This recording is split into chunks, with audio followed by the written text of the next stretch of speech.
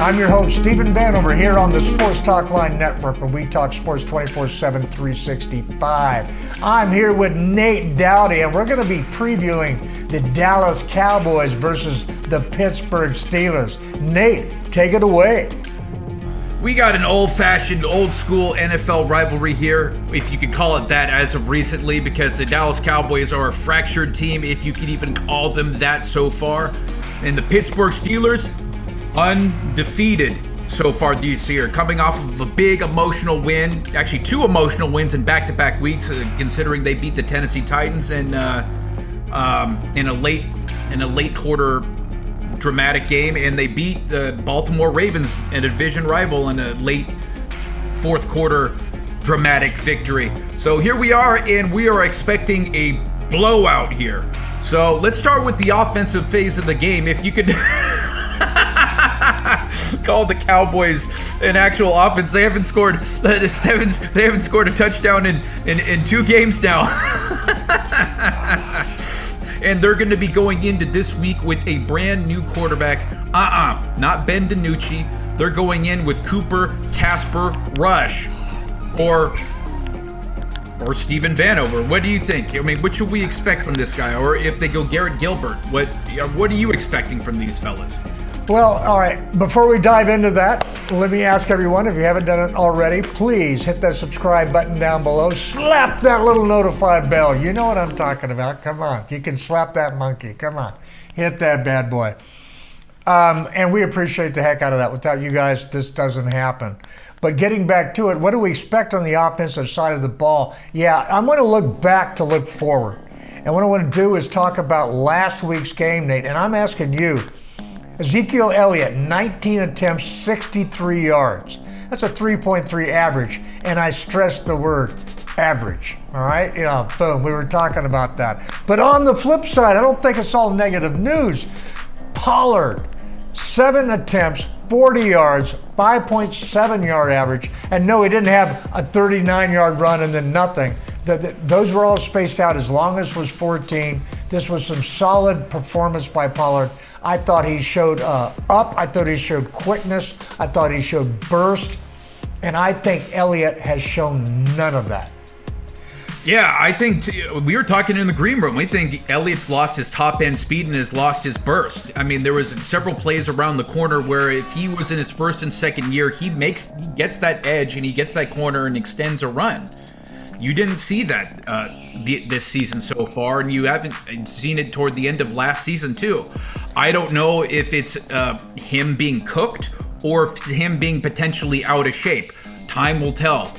But what I want to see is, it's interesting because how much of the game plan that they did not trust Ben DiNucci with the week before. They made it quite apparent with the amount of trick plays that they were using and the amount of time they split him up at wide receiver. Wait a minute. I have to call you on that, Nate. You're assuming they had a game plan. Well, they actually did. They came to play for once. They said, don't give the guy the ball. That was the game plan.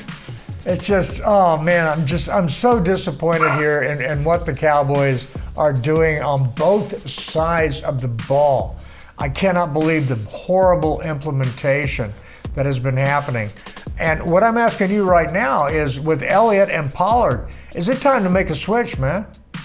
I definitely think at least they should go to the very least 50-50 carries. I mean, I don't think Elliott deserves the lion's share. Would that be a nice wake-up call? Oh, you know it would, man. I like your answer a lot better than my question. Yeah, and well, let's put it this way. I mean, it's not even the top-end burst. He's fumbling a lot. He's dropped screen passes in just about every game so far this season. So, yeah, I mean, I think it's time to at least address the issue that he's not playing well. Well, and that's my other thing is, I think that the Cowboys here, how do you make your offense better? And the impetus, the focus seems to be on QB play. We've got to be able to get the QB play and get these wide receivers the ball, etc. Well, the wide receivers are suffering from the same disease that the defense is suffering from. We'll get to that later, where they're all taking bad angles. These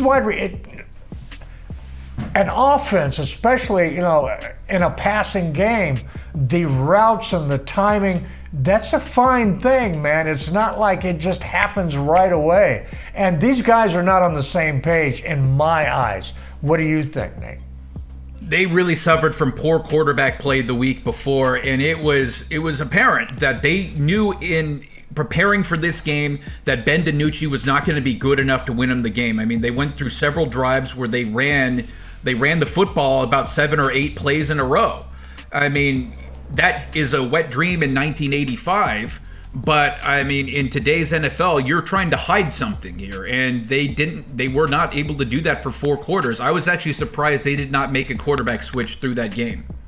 Well, this I think would be a nice way to transition to the other side of the ball that we're going to be talking about, because DiNucci had 40 attempts, 180 yards,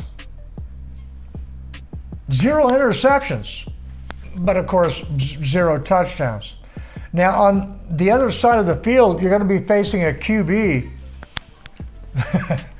that Ben Roethlisberger also threw for 182 yards, but it only took him 32 attempts. He got 2 touchdowns, 0 interceptions, and most of that came in the second half because the Ravens' defense was really, really tough in the first half, but by the second half, the Steelers figured them out. Now, they figured them out on the defensive side of the ball as well. They really shut down everything the Ravens were bringing in the second half. In the first half, the Ravens shot themselves in the foot. In the first half, in the second half, the Steelers defense just said no. They were just denied. And that's what the Cowboys offense is going to be coming up against. So I'm asking you, the offensive phase of the game, do the Cowboys even have a shot at winning this? No, and let's just be honest. I mean, you're not going to get magic from Cooper Rush. There is a reason why he's bounced around the league and was cut by the New York Giants earlier this season. So, yeah, you're not going to get magic from him, and you're not going to get magic from Garrett Gilbert. Actually, it's embarrassing. You might get a magical play or two. Maybe. But you're not going to get a game. Yeah, you're not going to get a full game. And listen, the team couldn't score a touchdown with 4 turnovers the week before. You're not going to get a dramatic difference this week. I like what they did last week in targeting Gallup 12 times. I thought that was productive. 8.7 average. But he's still having problems with his hands, isn't he? Yeah, and they asked him to do fairly simple things. Most of his targets were on receiver screens and very short throws. So it's going to be interesting to see what they can at least trust these quarterbacks with, what they didn't trust Ben DiNucci with. And what I'm seeing with, and all right, you played wide receiver at a high level, okay? What I'm asking is, how big of a difference does it make to be comfortable with knowing where the QB is going to be throwing you the ball? Or is it just like, fuck it, once the ball gets into a certain situation, pardon the French, you're just reacting and grabbing the ball? Well, if it helps if you could get it to somewhere in this parallel universe, the ball. And if it's not, then it's just kind of like, you might as well be seeing a flying saucer, and that's exactly what Dallas's receivers were seeing. I mean, he was throwing into double coverage, and it wasn't even going anywhere near to where they could get receivers 50-50 balls. Well, like Cooper, 5 targets, 1 reception. But I'm thinking back, and I can't remember one play I went, oh, Coop, you should have caught that. No, I mean, that's kind of what it is. And so it's really going to to see how much the Cowboys are going to score offensively, it's really going to come down to the quarterback play. All right, well, let's flip to the defensive side of the ball, the defensive phase of the game, where the Cowboys did step up a little bit last week, I got to admit. LVE, I thought, was a really nice addition. But Jalen Smith, I thought, actually took a step back because he was pushed into a different position where, again, he wasn't comfortable. It's not like it was his old position. I mean, it was supposed to be his old position, but he doesn't have the reps at it, and so he still looks lost. The angles were bad. I thought Tank looked good for the Cowboys. He's starting to, Tank Lawrence is starting to learn how to apply pressure from that position. I thought he was a force at times. But the new combination for the Dallas Cowboys of having this left end, right end, 2 defensive tackles, and a DPR position, defensive pass rusher, which is Aldon Smith and Randy Gregory. Aldon Smith seems to be handling it fairly well. He's productive at times. His age is getting on. But Randy Gregory, they're all the talk about, man, this guy looks awesome. This guy is blowing it up in practice, XYZ. I'm guessing it was like no contact, okay? Because he got 30 snaps last week. Yeah, approximately. I think it was like 31 snaps is what he got. And what was disappointing to me is you didn't see Bradley Anai get any of those snaps, the rookie from Utah. So, and the guys in the game were not getting it done. Yeah. So I would really like to see Bradley Anai get some snaps this week. But at the end of the game, Ben Roethlisberger, they're going to have ample opportunities to get pressure on the quarterback. Ben Roethlisberger is a guy who likes to hold onto the ball and to extend a play. So they're going to have plenty of time to be able to generate a rush and to be able to hopefully generate some turnovers. Yeah, I really agree with that, man. I see the needle swinging up, but I see it similar to the Giants game of last week where the Giants greatly improved, but they were not good enough to win the game. And that's the same thing here. I think the defense should take a step forward. Sean Lee perhaps coming back, getting some more reps. That I think is always a plus when you get somebody of his skill set where he can be on the field. We don't know how long you're going to have him on the field, but when he's on, he's a plus player, so that's nice. Neville Gallimore, I'm excited about seeing more from him. And like you, Bradley and I'm very disappointed that he didn't not get more reps because the guys that were out there were not getting it done. So why not give him more reps? Absolutely. I mean, he's a rookie. I mean, and if we're all going to agree they're tanking right now, then we have to agree, then let the kiddies play. Let the kiddies pee in the pool. Oh, come on now. Jerry Jones did everything but fully admit that they were tanking. Yeah, but that's Jera. That's all leather. But I mean, that lets you know that it's okay from the ground up. In other words, they don't expect more victories from these coaches. What they're expecting is good efforts. Now let's get to the special teams. Chris Jones is out. He had surgery, okay? So what's up with that? Yeah, he's got a core muscle strain of some sort, so he's going to be out multiple weeks, they're expecting. And for once, maybe they'll get above a 40-yard punt. Okay, so I guess Greg Zuerlein is going to be the punter? We don't know, right? Yeah, I mean, he is Legatron after all. All right. Sorry, I have another show coming up here. My phone was like saying, hey, don't forget. Wrap it up, guys. Wrap it up, okay? Rapido. And with that in mind, defensively, I didn't even bother asking, but I guess I should have made it official. We're not picking the Cowboys to win the defensive phase of the game either, right? No, we're not. Okay, and I said we because it's pretty obvious. Okay. And then but the special teams, man. I mean, even with Chris Jones being out, that's actually, I think, a plus because now you know what you're getting. Before, Chris Jones was not doing well, and it was like, now you know what you got with whoever you put in there. And I got to say, I think that the Tony Pollard, CeeDee Lamb experiment is starting to get better and more exciting. Yeah, I mean, every once in a while you'll see a play being broken. And last week, it looks like from what we've seen the last few weeks, they're going to have plenty of opportunities to score a lot of three-pointers. Which will be interesting and great for Zuerlein, right? Okay. Yeah, for fantasy points, yes. So if you have boom, fantasy alert down below. Okay. And before we get much further, we want to thank everyone. If you've not done so already, please hit that subscribe button. Slap that notify bell. You know what I'm talking about.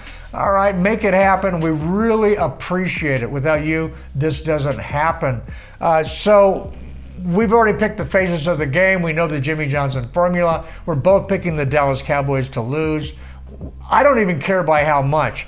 I just want to see improvement in certain aspects. I want to see players understanding what's going on in the scheme. I don't want to see as many bad angles on defense, because to me that is coaching. Yeah, I mean, it really is. And at the end of the day, there's plenty of blame to go around on both sides of the field. I mean, there's coaching and poor effort and play. Now, the offensive line coach, I got to give him a pass. He has excellent credentials, excellent pedigree, but the injury level and rotation of the players he's had to deal with, I don't blame him at this point. What about you? No, I mean, if there's a position group that has been hammered the most, it's been the offensive line. So really, it's been a week-to-week thing here. They're going to have Zach Martin back again. So that's going to greatly improve their I understand that they're all getting tattoos that say redheaded stepchild, because that's how they've been treated this season. I mean, just like bad. And we should probably get comments down below about that. Okay. Yeah, don't ask where. It was his idea. All right. So that's that. Let's move on. And as we close out, I would like to remind everybody that we have other shows that we do. The NFC East Weekly, where we actually really delve into what happened with all the NFC East teams in the week before. This is a preview show for this coming game against the Steelers. And, actually, I got to say, Jalen Smith, I'm very disappointed in his play this season. I totally am. But he is a good football player. I didn't like the draft pick. That's a different discussion. He is a good football player. He doesn't know this defense. He's trying to learn it. And until he does, it's going to be an issue. But when he does, no matter what defense this kid plays in, I believe in this kid's ability. I believe he's a good football player. Well, that makes one of us. By the way, you can buy your Jalen shirts. Okay, no, all right. Yeah. All right, well, dude, take us on home. All right, well, guys, you already know the call to action. You know where to find Steven Vanover at Nate Likes Wait. Toph. At Steven Vanover. Spell it out, it makes sense. But you can follow me at No Remorse Sports. Come on. You know how to spell that. It's right there in front of you. You know where to find it. And from there, listen like you play with intensity. Go Cowboys.